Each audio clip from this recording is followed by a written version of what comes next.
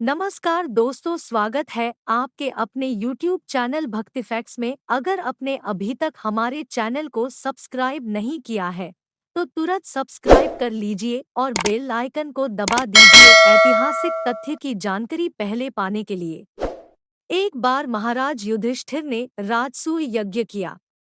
उस समय यज्ञ मंडप का निर्माण सुंदर तो था ही, अद्भुत भी था। वह यज्ञ मंडप इतना मनोरम था कि जल व थल की भिन्नता प्रतीत ही नहीं होती थी। जल में स्थल तथा स्थल में जल की भांति प्रतीत होती थी। बहुत सावधानी करने पर भी बहुत से व्यक्ति उस अद्भुत मंडप में धोखा खा चुके थे। एक बार कहीं से टहलते टहलते दुर्योधन भी उस यज्ञ मंडप में आ गया और एक तालाब को स्थल समझ उसमें गिर गया। तब वहां लोगों ने उसका काफी उपहास किया। इससे दुर्योधन चिढ़ गया। यह बात उसके हृदय में बाण समान लगी। उसके मन में द्वेष उत्पन्न हो गया और उसने पांडवों से बदला लेने की ठान ली। उसके मस्तिष्क में उस अपमान का बदला लेने के लिए विचार उपजने लगे। उसने बदला लेने के लिए पांडवों को द्यूत क्रीड़ा में हराकर उस अपमान का बदला लेने की सोची। उसने पांडवों को जुए में पराजित कर दिया। पराजित होने पर प्रतिज्ञानुसार पांडवों को 12 वर्ष के लिए वनवास भोगना पड़ा। वन में रहते हुए पांडव अनेक कष्ट सहते रहे। एक दिन भगवान कृष्ण जब मिलने आए तब युधिष्ठिर ने उनसे अपना दोह कहा और दोह दूर करने का उपाय पूछा। तब श्री कृष्ण ने कहा, हे युधिष्ठिर, तुम विधिपूर्वक अनंत भगवान का व्रत करो, इससे तुम्हारा सारा संकट दूर हो जाएगा और तुम्हारा खोया राज्य पुनः प्राप्त हो जाएगा। श्री कृष्ण ने उन्हें एक अनंत चतुर्दशी की कथा सुनाई। प्राचीन काल में सुमंत नाम का एक नेक तपस्वी ब्राह्मण था। उसकी पत्नी का नाम दीक्षा था। उसकी एक परम सुंदरी धर्मपरायण तथा ज्योतिर्मयी कन्या थी जिसका नाम सुशीला था। सुशीला जब बड़ी हुई तो उसकी माता दीक्षा की मृत्यु हो गई। पत्नी के मरने के बाद सुमंत ने कर्कशा नामक स्त्री से दूसरा विवाह कर लिया।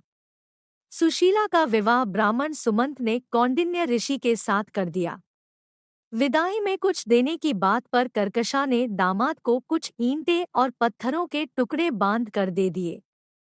कौंडिन्य ऋषि दुखी हो अपनी पत्नी को लेकर अपने आश्रम की ओर चल दिए, परंतु रास्ते में ही रात हो गई। वे नदी तट पर संध्या करने लगे। सुशीला ने देखा वहां पर बहुत सी स्त्रियां सुंदर वस्त्र धारण कर किसी देवता की पूजा पर रही थी। सुशीला के पूछने पर उन्होंने विधिपूर्वक अनंत व्रत की महत्ता बताई।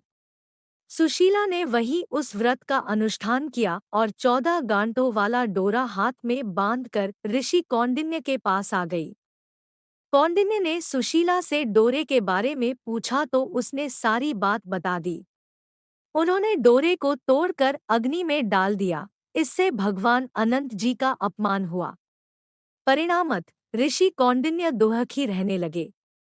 उनकी सारी संपत्ति नष्ट हो गई।